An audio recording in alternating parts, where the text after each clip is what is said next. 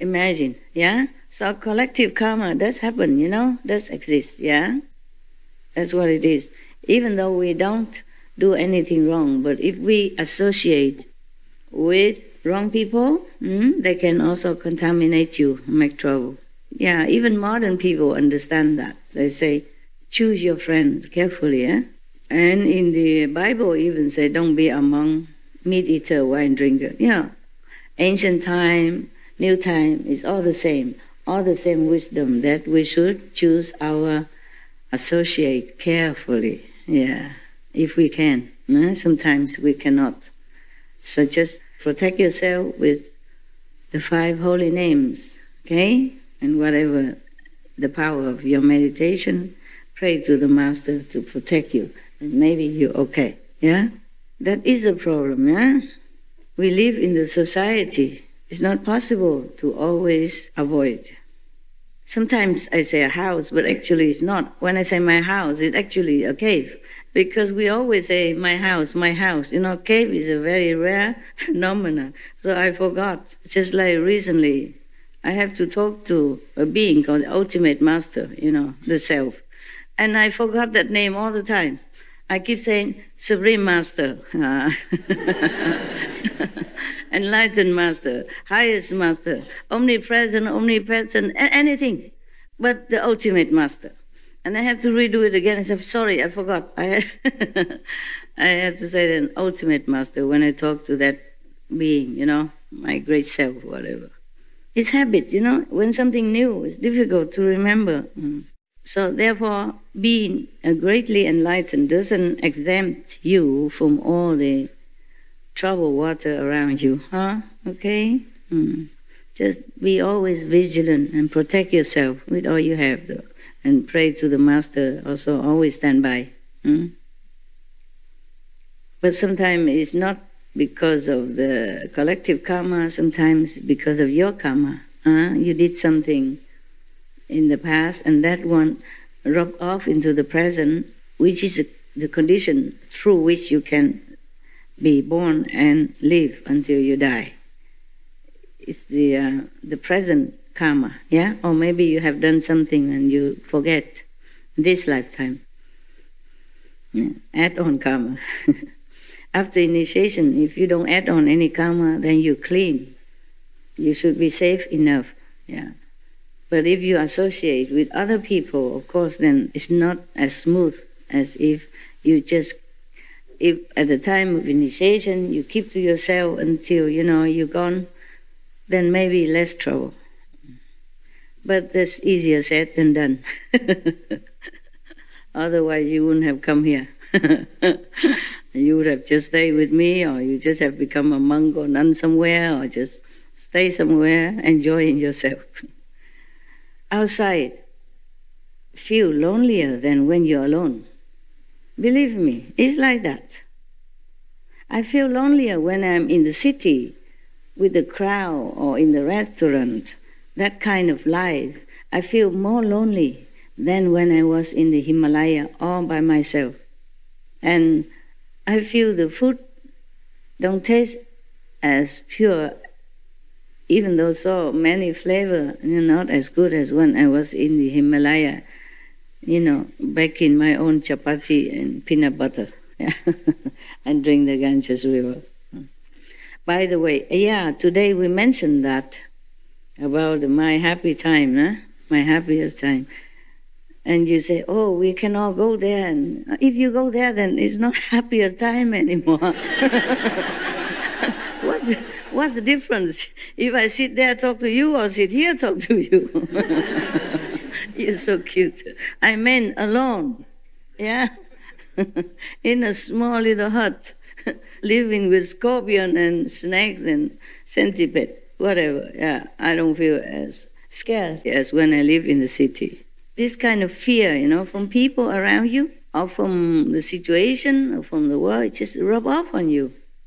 So even if you live together among the people, you still sometimes feel some airy kind of feeling, some not safe feeling, huh? Yeah. So I had to lock my door all the time. Just at least have peace of mind, you know. Otherwise, every little bomb outside or something, I woke up from samadhi even. Yeah, don't feel that safe. Yeah. Even sometimes I forgot to lock the door. Heaven woke me up. Say, security. I say, what means security? Something wrong? And then I look around. I did not lock the door. Yeah, it's funny, you know. It's funny. And they would give me messages of some kind of warning. I told you a long time ago that when they send a message, there are some sound, you know, either like melodious music or some ring like a phone or like a fax machine or like SMS, snooze or something like that. But if you sit next to me, you won't hear it. It's just very loud. Sometimes very loud. I mean, loud enough for me to hear. Even during my sleep, I would wake up right away and I ask what's wrong. Okay? Then they would send me the email. Okay? Yeah, normally it's very short. It's not long because if it's too long, I'm too tired, you know, to check it out. It's very to the point, and short, very short. 1 or 2 sentences, 5 words, 3 words, 4 words, or 1 word. And then they let you guess what's the rest of it. That's why when they say security, I wonder what, you know? And then I just look around, yeah, maybe it's the door. And sometimes I want to go somewhere and they told me not going. They just said, don't go, that's it. And I have to figure out why. Or I have to ask them, why is that? Because figure it out take too long, you know? I have to go to Akashic record or whatever. It's very tiring, yeah? I asked them why, and then they told me, maybe that's it, 1 word, not safe or unsafe, just like that. Then it's clear enough, there's no need to explain. But if I want to know why unsafe, then of course they will explain. They can be very long-winded also, but mostly they know I don't like long-winded, so they keep it short. Okay, yeah, the calendar again, huh? Yeah, you like the calendar part, don't you? Huh? Okay, now the monk continued. I encountered limitless Buddhas and cultivated in this way until the coming of the third come one, king of masterful penetration of mountains and seas. That's the name of the other Buddha. Until that time, he cultivated until that Buddha come into his life, his world. Then I finally had nobody. My nature and the seas of fragrant waters throughout the 10 directions were identical with true emptiness, without any duality or difference. Now I am with the third come one and am known as a pure youth, and I have joined the assembly of Bodhisattvas. I mean, all this time he has been so pure like that, and he has never felt his body. He always identified himself with either the fragrant sea, the body of seawater, or river, whatever. He had no body at all this time. He has the body, but maybe he's too purely concentrated. So even though he's born, he always feels like he's water. Lucky nobody keeps throwing stone into his body. Otherwise, not only heart pain, your liver, lung, and everything. Imagine going outside there and seeing the body of the water moving in front of you or behind you. Wouldn't you feel like, okay, test it? Throw the pong. See if it's real water or your illusion. Don't do that. If you see some chunk of water moving in front of you, stay away from it. You might get wet, okay? And don't throw stone in him. Now he joined the assembly of Sakyamuni Buddha, and then he became a monk. The Buddha asked about perfect penetration by means of the nature of water.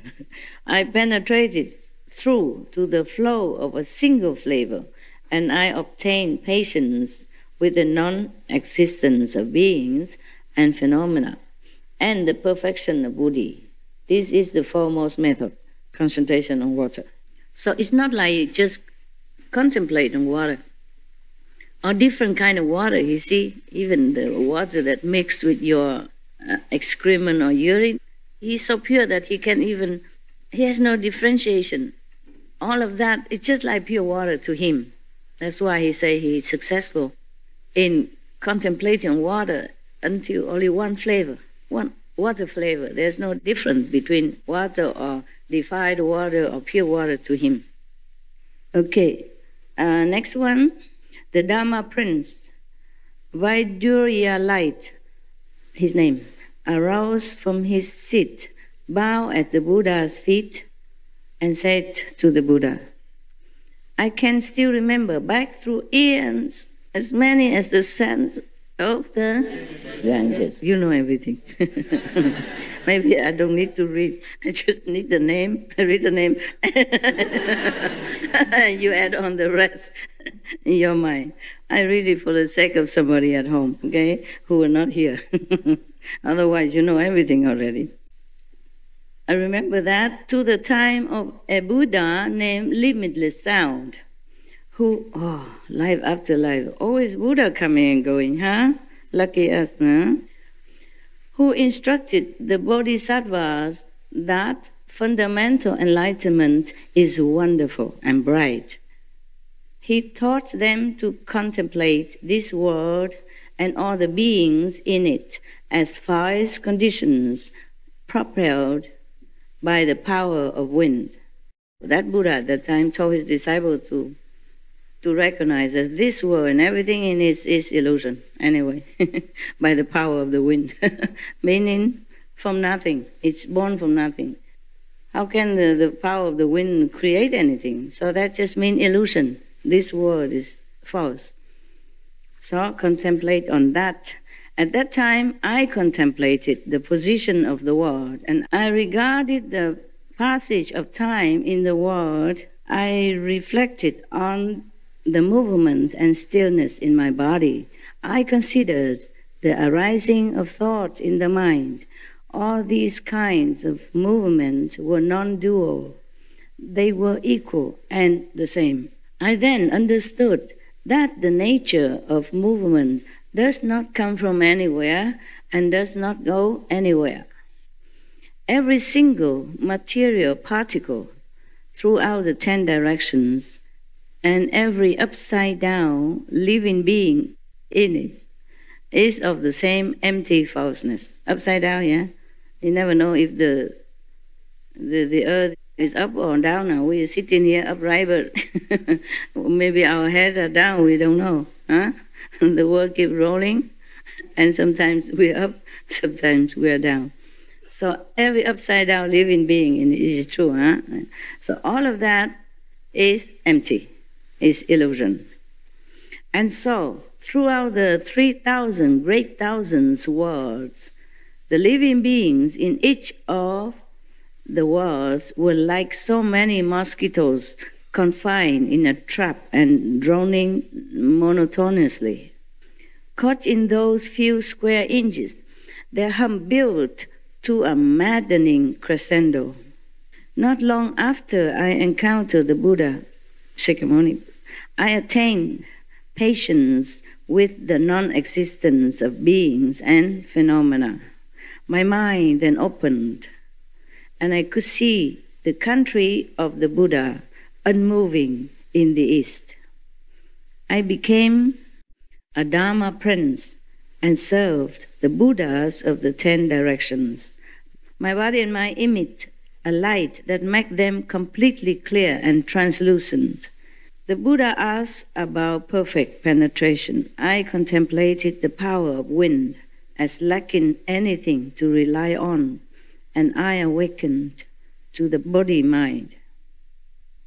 I entered Samadhi and meshed with the single wonderful mind transmitted by all the Buddhas of the 10 directions. This is the foremost method, according to him. Contemplate on the wind. Can you? I mean the nature of the wind, he means nature of the wind. You must really be concentrating. Then the essence will reveal to you. It's not about the wind, because you can't see the wind, you can't touch the wind, you can't even imagine what this wind is like. Nah? But if you concentrate, you think about it long enough, and also because the Buddha transmitted this method, yeah, by the power of the Buddha, things will become clear to a practitioner. So he thinks concentrating on the wind is his method. There are so many different methods, you know. In Vietnam, one of the masters tell his disciple just lay down or sit down and look up on the ceiling and put a piece of red cloth, concentrate on that. And they also, okay. Long time ago, one of the enlightened masters in Vietnam taught that method. Just concentration. Or somebody concentrate on the candlelight. Now, another one. Everything clear of that monk from him, yeah? Okay, we go next one. The clearer the story, the less calendar. And I like it also. Because by now you understand so many things already. I don't have to explain anymore, right? Even I just say one word, you can fill in the rest already, right? The sands of the Ganges River, eons of Kaaba. Now, there was another monk named Treasury of Emptiness Bodhisattva, arose from his seat, bowed to the Buddha's feet and said to the Buddha, "The thirst come one, and I attained boundless bodies at the place of the Buddha, Samadhi light." It's one of the ancient Buddha. At that time, I held in my hands 4 huge precious pearls, which shone on Buddha lands as many as the motes of dust in the 10 directions, and transformed them into emptiness. In my mind, there appeared a great perfect mirror, which emitted from within 10 kinds of subtle, wonderful, precious light that poured out into the 10 directions to the farthest bounds of emptiness. All the royal lands of Varnas came into the mirror and passed into my body. There was no hindrance to this interaction because my body was like emptiness. My body could enter with ease as many countries as there are fine motes of dust, and could do the Buddha's work on a wide scale because it had become completely compliant. I achieved this great spiritual power from contemplating in detail how the 4 elements lack anything to return to, and how the production and extinction of false thoughts is no different from emptiness, how all the Buddha lands are basically the same.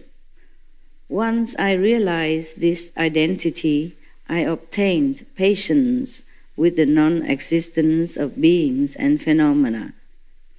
The Buddha asked about perfect penetration. I used the contemplation of the boundlessness of emptiness to enter samadhi and attain wonderful power and perfect clarity. This is the foremost method. You see that? Another one who contemplate the measureless emptiness. But still, it's not like that. This is the power of the Buddha that transmitted to him. So awaken in him this ability, is clarity, purity, in order to perceive wondrous things, which is normal man cannot. And normally he also cannot ever experience before. So that's his method. And I'm just reread it to see if anything I need to explain. Anything I need to explain? No, you enlightened already, right?